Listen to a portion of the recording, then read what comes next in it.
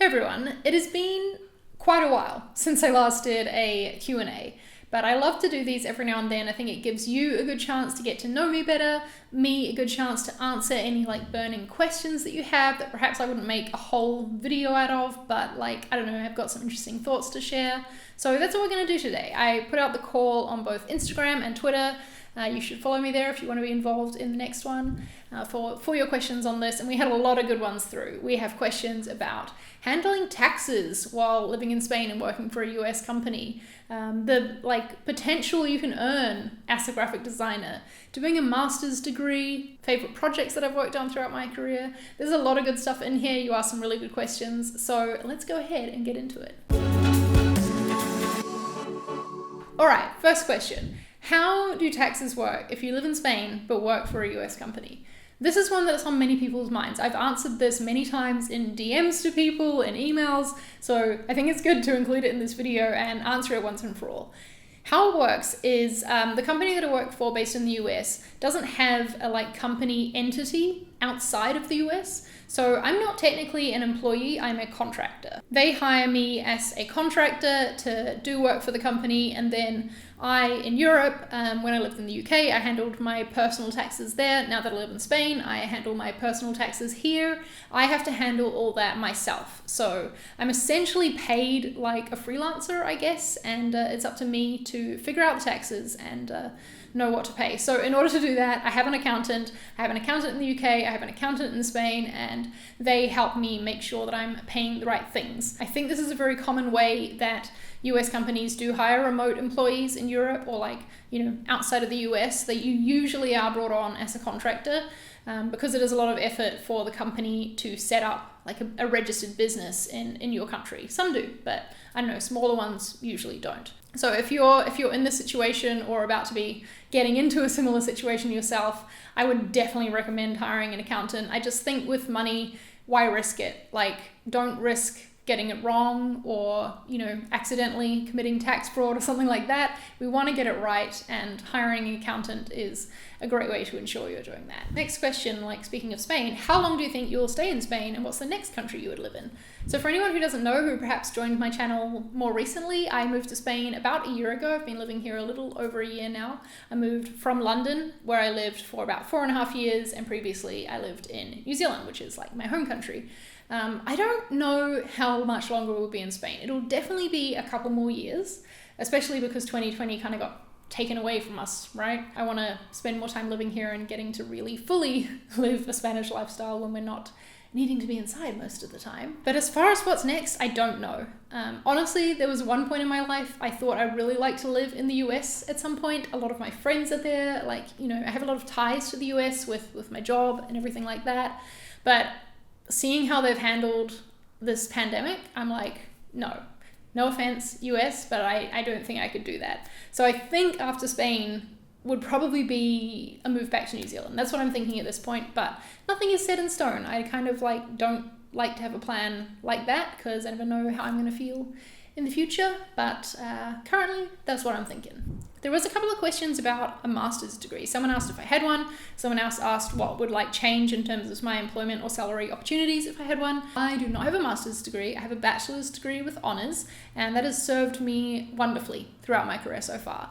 I do not believe that if I had a master's degree, my employment opportunities, my earning opportunities would be any different to what they are now. I know that may be different for some other people in different industries or whatever, but all I can answer is for me personally, right? I have done a lot of learning out in the industry since completing my bachelor's degree, and that is what I feel contributes to my earning potential and my employment opportunities. I'm not opposed to doing a master's degree. I actually initially thought there was no way I'd ever go back to school, definitely don't want to do that, but lately I have been thinking that it would be kind of fun to do a research project for a master's degree. So I'd be doing it more for the experience rather than the certificate that you get at the end of it, Can a graphic designer earn 150K per year?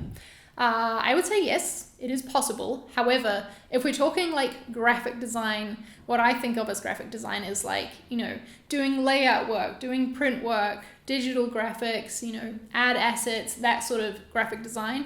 I think it's going to be a lot harder than if you transitioned and got more into doing web and digital stuff. I think that's what is needed from graphic designers these days, because our world is so digital and so based on the web. I think you'd be hard pressed to find a job paying $150K a year as a graphic designer in print stuff. I have not researched this, so I could be wrong there, but that's what I think. It's possible, but it's not likely. So if earning more money is important to you, then I would consider a shift into more digital type of stuff. Do you plan on having your own company at some point? Interesting question. I am not super interested in being totally self-employed. I love having my side projects, but I also really like being part of a team. I like the team dynamics. I like how much it pushes me as a designer and also like as a creative professional as well. Having other super smart people around me pushing towards more business goals. I'm learning a lot about that, from being part of the ConvertKit team and working at a company. So I would say never. I might run my own company at some point, but it is not currently in the plans. So probably not in the very near future, let's say that. Favorite design/project you've worked on in your career so far and why? All right, for this, I think I'm going to answer the I Am a Blogger project, which was a project where I designed this book right here. Yes, I designed a whole book, as well as a website to go along with it. It was a huge job, especially the book side of things. That's not something I'd done before. But I think it's my favorite, not because I think it's the best design I've ever done. I think especially looking back now, because it's a few years old now, there's loads of things that I would do differently. But it's my favorite for the amount I got to lead the brand direction through the project, and the impact that the project ended up having as well was huge. Basically what the project was telling the stories of 16 different bloggers about how they came to be doing what they do, what they've learned through creating content all these years and things like that. Just honestly telling their story. It wasn't like an advertising piece for ConvertKit or anything like that, even though we as ConvertKit were the ones publishing it. When the book first launched, we gave away a copy to everyone at Craft and Commerce, which is the ConvertKit conference. And I was there speaking at that conference, but then also helping out with the running of it. And it was just so special to be able to give a book to every attendee, and to see them flip through it and their eyes light up, and so many of them just comment on oh, I love the design of this. And then I could be like, oh, I designed it. And they were saying it just because they thought it was true, not because they were wanting to give me a compliment in particular. So that was really rewarding. And also we've heard so many stories since then, because like I said, it's a few years old, of how this book has impacted people. There's this one particular story that I get goosebumps thinking about it. There was this lawyer named Tanya, and she was, working her high-powered law job and writing her food blog on the side. And it was this book that gave her the confidence and inspiration to take her food blog, this thing she was totally passionate about, and go full time with it, which is what she's doing now, and she's super successful. Our storyteller Issa wrote a full story of this. You can go read it on the ConvertKit blog. I'll put a link to it down below in the description. It's super special to know that a project that I had a hand in had an impact on someone, changing their life for the better. It's just so rewarding. So that's why, so far, this project is my favorite. There were quite a few questions that I got as part of this that are honestly nothing to do with what I do. Favorite agile methodology. What do I think about database programming? I was just what do you think I do? So maybe I need to clear that up a little bit. I am a marketing designer, and if you don't know what that is, that basically means I'm a designer within the marketing team at a tech company. The main thing that I design is our company website. I am not a product designer. I do not design our app. Of course, I do UX and UI design as part of designing the website, but I wouldn't necessarily describe myself as a UX designer, if that makes sense. We do not use an agile methodology to get our work done at ConvertKit. I do not program databases, anything like that. So sorry to disappoint you there, but I hope that clears things up a little bit about what it is I do exactly. For Kwan over on Twitter asked some really good questions. He said, how much value does earning more money and having more disposable income give?